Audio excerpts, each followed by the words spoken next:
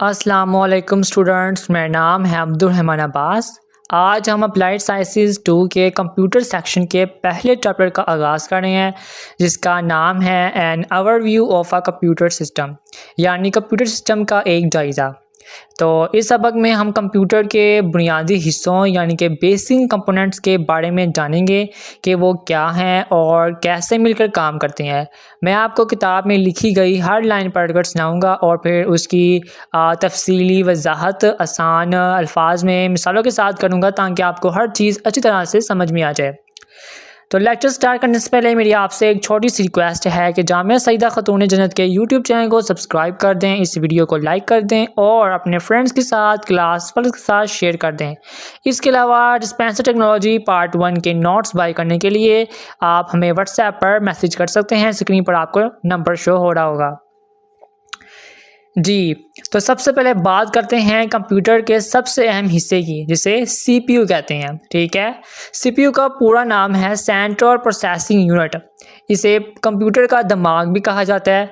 जैसे हमारा दिमाग हमारे जिस्म के तमाम औज़ा को कंट्रोल करता है, ऑर्गन्स को कंट्रोल करता है, सोचता है और फैसला करता है, तो बिल्कुल इसी तरह सीपीयू कंप्यूटर के अंदर होने वाले तमाम कामों को कंट्रोल करता है।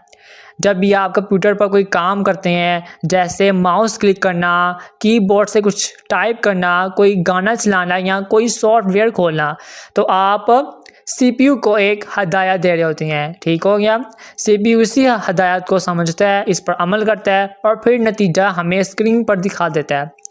एक सीपीयू जितना तेज़ होगा आपका कंप्यूटर उतना ही तेज़ी से काम करेगा। ठीक हो गया, तो इसकी जो रफ्तार होती है वो हम मेजर करते हैं गीगाहर्ट्ज़ में। ठीक हो गया, तो अब हम इसकी डेफिनेशन जो इसके बारे में इंफॉर्मेशन लिखी हुई है बुक में वो रीड कर लेते हैं। बुक में लिखा हुआ है, this is the computers brain, it thinks really fast and does all the important calculations and tasks. जैसे कि किताब में लिखा है कि कंप्यूटर का दिमाग है, इसका मतलब ये है कि तमाम सोचने और हिसाब किताब करने का काम यही छोटा सा चिप करता है। ठीक है, ये पुर्जा छोटा सा है जो सारे काम करता है। दूसरी लाइन में लिखा है कि ये बहुत तेज़ी से सोचता है और तमाम अहम हिसाबात और काम अंजाम देता है। अहम हिसाबात से मुराद आप सोच रही होंगे कि मैंने क्या अल्फाज बोला है, तो इसका मतलब ये है कि रियाजी के सवालात हल करना, डाटा को तरतीब देना और प्रोग्राम्स को चलाना। ठीक हो गया, जैसे आप कोई गेम खेलते हैं तो उसके ग्राफिक्स और हरकत को भी कौन कंट्रोल करता है? सीपीयू ही कंट्रोल करता है। मुझे उम्मीद है आपको क्लियर हो गया होगा। तो 1.2 पर लिखा हुआ है मेमोरी रैम। अब हम बात करते हैं कंप्यूटर की मेमोरी यानी कि रैम की। रैम का पूरा नाम क्या है? रैम का पूरा नाम है रैंडम एक्सेस मेमोरी। इससे कंप्यूटर की वर्किंग मेमोरी या आर्जी याददाश्त भी कहा जाता है, टेम्परेरी मेमोरी भी कहते हैं इसको। ठीक हो गया, इसे समझने के लिए आप अपने पढ़ने की मेज़ जिसको हम कहते हैं स्टडी टेबल या स्टडी डेस्क, ठीक है, उसकी आप मिसाल या आप इमेजिन करें। जब आप पढ़ने बैठते हैं तो अपनी ज़रूरत की किताबें, कापियाँ और कलम मेज़ पर फैला लेते हैं, ठीक है, ताकि आप उन तक फ़ौरन पहुंच सकें। रैम भी कंप्यूटर के लिए बिल्कुल इसी मेज़ की तरह काम करती है। जब कंप्यूटर कोई प्रोग्राम चलाता है तो वो इस प्रोग्राम और इसके डाटा को आर्जी तौर पर रैम में रख लेता है ताकि सीपीयू इस तक तेज़ी से पहुंच सके। जितनी ज़्यादा रैम होगी कंप्यूटर एक ही वक्त में उतनी ही ज़्यादा काम आसानी से कर सकेगा। लेकिन ये याददाश्त, ये जो मेमोरी होती है, ये टेम्परेरी होती है, आर्जी होती है। जैसे ही कंप्यूटर बंद होता है रैम में मौजूद तमाम डाटा ज़ाया हो जाता है। बिल्कुल इसी तरह जैसे आप काम ख़त्म करके अपनी मेज़ साफ़ कर देते हैं खाना खा के मेज़ साफ़ कर देते हैं, तो ये भी कुछ इस तरह ही है। तो आगे आपकी बुक में लिखा हुआ है, imagine a desk where the computer keeps paper for quick access. RAM is like this desk. It helps the computer work on things quickly but forgets when you turn off the computer. तो किताब भी कहती है कि ये एक ऐसी मेज़ का तस्वर करें जहाँ कंप्यूटर फौरी रसाई के लिए कागजात रखता है। ये बिल्कुल वही मिसाल है जो हमने अभी समझी है, जो मैंने आपको बताई है कि ठीक हो गया। आगे लिखा है कि रैम इसी मेज़ की तरह है, ये कंप्यूटर को चीज़ों पर तेज़ी से काम करने में मदद देती है, लेकिन जब आप कंप्यूटर बंद करते हैं तो ये सब कुछ भूल जाती है। ठीक हो गया, तो इसी भूल जाने की खासियत की वजह से इसको वोलाटाइल मेमोरी भी कहते हैं, आर्जी याददाश्त। ठीक हो गया, जो उम्मीद आपको समझ आ गई होगी। अब हम बात करते हैं स्टोरेज की। कंप्यूटर की जो आर्जी याददाश्त है तो वो तो रैम है, ठीक है। तो स्टोरेज इसकी मुस्तकिल याददाश्त है, ठीक है। परमानेंट जो आप कह सकते हैं मेमोरी है वो है स्टोरेज है। हार्ड ड्राइव्स को कहते हैं, SSD भी कहते हैं। ये वो जगह है जहाँ आप अपनी तमाम फाइल, तस्वीरें, पिक्चर्स, वीडियोस और ऑपरेटिंग सिस्टम जैसे विंडोज़ वगैरह और दूसरे सॉफ्टवेयर वगैरह भी सेव कर सकते हैं, डाउनलोड कर सकते हैं, महफूज कर सकते हैं, ठीक होगा। फाज में आपको बता दिया कि आप उसको महफूज कर सकते हैं। इसकी मिसाल एक बड़ी अलमारी आप रख लें या आप फाइलिंग कैबिनेट की तरह आप समझ लें। तब आप अपने तमाम ज़रूरी कागजात और फाइल अलमारी में महफूज रखते हैं ताकि वो गुम ना हो, ठीक है। तो कंप्यूटर बंद होने के बाद भी जो स्टोरेज में मौजूद डाटा होता है वो महफूज रहता है। आप कंप्यूटर बंद करने के बाद दोबारा ऑन भी कर लें तो वो डाटा आपके कंप्यूटर में ही रहता है, ठीक हो गया। इसको हम कहते हैं कि ये स्टोरेज, ये हमने स्टोर कर लिया डाटा। अब स्टोरेज की दो बड़ी किस्में होती हैं। एक होती है हार्ड डिस्क, जिसको हम ड्राइव भी कहते हैं, जो पुरानी टेक्नोलॉजी है और उसमें डाटा एक घूमने वाली डिस्क पर महफूज होता है। दूसरी है स्लाइड स्टेट ड्राइव, ठीक है, जिसको हम SSD कहते हैं, जो नई और बहुत तेज़ टेक्नोलॉजी है और इसमें डाटा चिप्स में महफूज होता है, ठीक है। जो चिपें होती है ना, आजकल हम बाई जाते हैं मेमोरी कार्ड, जो छोटा सा मेमोरी कार्ड मिलता है तो वो चिप होती है जिसमें हम अपना डाटा सेव कर सकते हैं। बाप की बुक में लिखा हुआ है, this is like a big filling cabinet where the computer stores all its files and information even when turned off। तो किताब कहती है कि ये एक बड़े फाइलिंग कैबिनेट की तरह है जहाँ कंप्यूटर अपनी तमाम फाइलें और मालूमात महफूज करता है यहाँ तक कि वो बंद हो जाए, ठीक है। ये वाज़िया आपको फ़र्क नज़र आ रहा होगा। जो रैम है उसमें अगर हम डाटा रखते हैं तो वो कंप्यूटर को बंद करते हैं तो डाटा भी हमारा ख़त्म हो जाता है। लेकिन ये क्या है, इसमें हम डाटा महफूज करते हैं तो डाटा हमारा रहता है कंप्यूटर के अंदर, डाटा ज़ाया नहीं होता, हमेशा के लिए महफूज रहने की जगह स्टोरेज है, ठीक हो गया। तो आगे लिखा हुआ है इनपुट डिवाइसेस। अब इनपुट डिवाइसेस वो आलात हैं, वो इंस्ट्रूमेंट्स हैं जिनके ज़रिए हम कंप्यूटर को हदायत या डाटा देते हैं। ये कंप्यूटर के सेंसेस की तरह हैं, हवास होते हैं, जैसे हमारे कान, आँख और हाथ हैं। तो उन डिवाइसेस के ज़रिए हम अपनी बात कंप्यूटर तक पहुंचाते हैं, ठीक है। सबसे आम मिसाल आप ये समझ लीजिए, जैसे बोर्ड है और माउस है। कीबोर्ड से हम लिख कर हदायत देते हैं, माउस से हम क्लिक करके यहाँ स्क्रीन पर डिफरेंट चीज़ों को हरकत देकर हदायत देते हैं, उनको इंस्ट्रक्शंस देते हैं। तो इसके अलावा जो माइक्रोफोन है आवाज़ के लिए, ठीक हो गया। स्कैन्स हैं कागजात को डिजिटल बनाने के लिए, वेब गेम है वीडियोस के लिए, और भी बहुत सी इनपुट डिवाइसेस हैं। मुझे उम्मीद है आपको समझ आ गई होगी। आपकी बुक में लिखा हुआ है these are like the computer senses, uh keyboard and mouse are examples, they let you tell the computer what to do, ठीक है, व्हाट टू डू। पहली लाइन कहती है कि ये कंप्यूटर की हवास की तरह है, कीबोर्ड और माउस इसकी मिसालें हैं। और दूसरी लाइन कहती है कि ये आपको कंप्यूटर को ये बताने की इजाज़त देते हैं कि क्या करना है, यानी इन इंस्ट्रूमेंट्स के बगैर आप कंप्यूटर से कोई काम नहीं करवा सकते। ये आपके बेसिक कंपोनेंट्स है, हमारा जो चैप्टर है वो बेसिक कंपोनेंट्स के हवाले से है जी। तो आगे है आउटपुट डिवाइसेस। अगर इनपुट डिवाइसेस से हम कंप्यूटर से बात करते हैं तो जो आउटपुट डिवाइसेस हैं ये वो इंस्ट्रूमेंट्स हैं जिनके ज़रिए कंप्यूटर हमसे बात करता है, ठीक है।